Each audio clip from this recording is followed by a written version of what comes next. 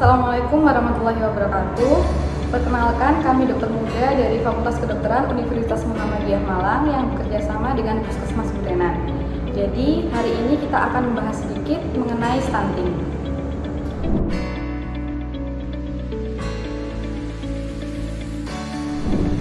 Jadi, yang harus dievaluasi untuk melihat tumbuh kembang anak sendiri itu ada dua hal, yaitu ada pertumbuhan anak dan juga perkembangan. Dari pertumbuhan yang kita evaluasi itu ada dari berat badan, kemudian tinggi badan, lingkar kepala. Dan untuk perkembangan yang dievaluasi adalah ada beberapa poin, yaitu ada motorik kasar. Motorik kasar ini contohnya itu kemampuan untuk berjalan. Kemudian ada motorik halus, di mana contohnya itu seperti kemampuan untuk makan sendiri. Kemudian ada kemampuan anak untuk berbahasa dan juga kemampuan untuk bersosialisasi dengan teman-teman.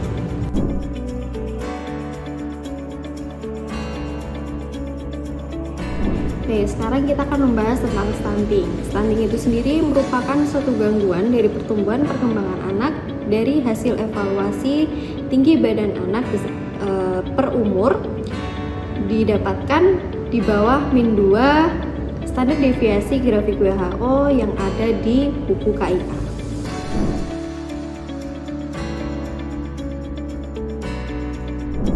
Penyebab dari stunting terdapat 4 hal. Yang pertama, asupan gizi yang kurang, baik dari masa kehamilan sampai 1000 hari pertama kehidupannya, yaitu di usia 2 tahun pertama. Yang kedua, penyakit penyerta, yaitu dari infeksi yang berulang, dia akan menyebabkan penyerapan dari nutrisinya tidak optimal. Yang ketiga, yaitu dari sanitasinya. Higienitas yang buruk, dia akan menyebabkan meningkatnya risiko terkena penyakit pada anak itu sendiri. Yang keempat, dari kurangnya pengetahuan orang tua mengenai gizi yang seimbang, sehingga nantinya anak akan tidak mendapatkan nutrisi yang optimal.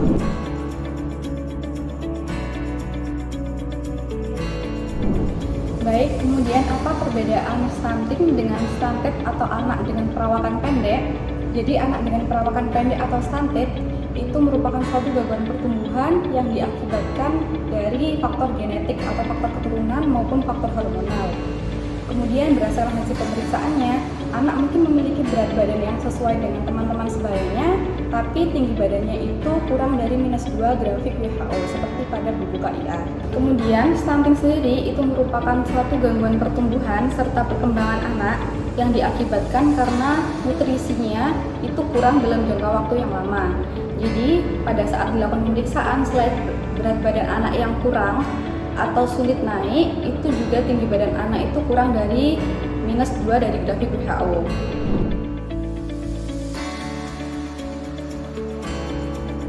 Kemudian apakah stunted dan juga stunting ini bisa sembuh?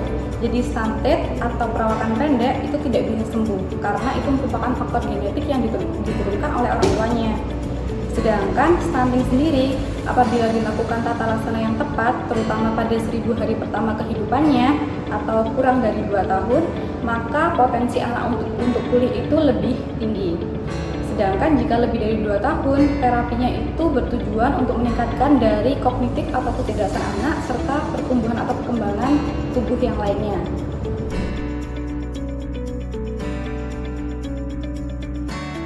Kemudian sampai batas usia berapa anak itu bisa dikatakan stunting? Jadi anak itu bisa dikatakan stunting sampai usia 5 tahun. Kenapa? Jadi 80% pertumbuhan dan juga perkembangan otak itu terjadi pada 2 tahun pertama atau 1000 hari pertama kehidupan anak. Kemudian setelah usia 5 tahun, anak masih bisa tetap tumbuh, tetapi lebih sulit diperbaiki.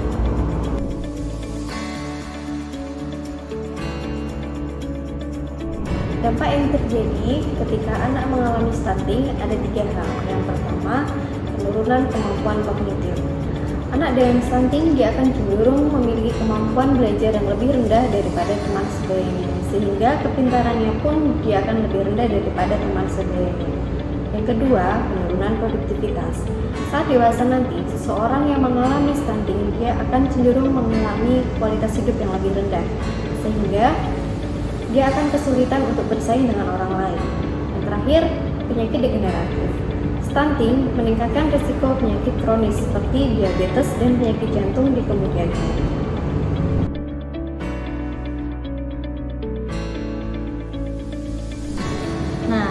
Maka dari itu, mari kita cegah stunting dengan cerdas. Nah, apa sih cerdas itu? Yang pertama, C adalah cukupi gizi anak. Di sini memastikan anak mendapatkan gizi seimbang yang dimulai dari nutrisi dalam kandungan hingga anak berusia dini. Kemudian, E adalah evaluasi imunisasi. Dengan cara memastikan anak mendapatkan imunisasi sesuai jadwal yang dapat mencegah anak dari terkena penyakit menular yang dapat menghambat pertumbuhan serta perkembangannya. Kemudian R adalah rutin pantau. Di sini rutin memantau mulai dari berat badan, tinggi badan, lingkar kepala dan lingkar lengan atas anak dengan cara mengikuti posyandu. Selanjutnya D adalah dukungan keluarga. Jadi dibutuhkan peran aktif keluarga untuk pemberian gizi seimbang bagi anak dan juga pemberian layanan kesehatan yang optimal bagi anak. Kemudian A adalah pemberian ASI eksklusif dan juga MPASI yang tepat. Jadi untuk pemberian ASI eksklusif diberikan selama 6 bulan berturut-turut dan juga dilanjutkan dengan MPASI atau makanan pendamping ASI yang tepat. Kemudian sanitasi bersih, yaitu dibutuhkan menjaga sanitasi lingkungan agar anak tidak tertular penyakit yang dapat mengakibatkan terhambatnya pertumbuhan.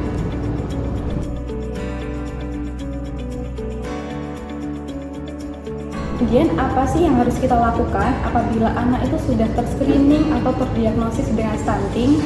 Jadi yang harus kita lakukan itu adalah siaga. Jadi siaga, S-nya itu adalah sanitasi bersih. Jadi pastikan rumah dan juga lingkungan sekitarnya itu bersih, terutama di kamar tidur, kemudian dapur dan juga kamar mandi. Pastikan anak itu sudah diajarkan dan tahu caranya cuci tangan sebelum dan juga setelah makan, serta setelah dari toilet. Kemudian I yaitu imunisasi, jadi coba dicek kembali apakah imunisasi anak itu sudah lengkap di buku KIA. Apabila misalnya ada yang belum lengkap, kunjungi dokter, lakukan konsultasi untuk mengejar kekurangan imunisasi tersebut. Kemudian A atau aktivitas fisik. Jadi aktivitas fisik ini pastikan anak itu tetap beraktivitas, tetap bermain dengan teman sebayanya. Jadi tubuhnya itu tetap bugar serta juga untuk melatih dari hubungan sosialnya dengan orang lain. Kemudian G atau gizi tambahan. Jadi gizi tambahan ini biasanya disebut dengan PMT atau pemberian makan tambahan. Jadi pemberian makanan tambahan ini karena sudah dihitung oleh ahli gizi dan juga dokter untuk kebutuhan yang cukup untuk anak yang stunting, jadi pastikan anak itu menghabiskan gizi tersebut. Kemudian A yaitu ahli gizi dan juga dokter. Jadi cari solusi untuk tumbuh kembang anak ini kepada dokter dan juga ahli gizi. Dan juga pantau terus pertumbuhan dan juga perkembangan anak, apakah program stunting tersebut itu sudah berjalan optimal untuk anak Anda. Mari kita bersama-sama mencegah stunting agar anak tumbuh sehat dan kuat. Jika ada pertanyaan atau ada hal yang perlu dikonsultasikan, jangan ragu untuk datang ke puskesmas terdekat ya. Terima kasih sudah menonton dan jangan lupa selalu pantau tumbuh dan kembang anak. Sampai jumpa di kesempatan berikutnya.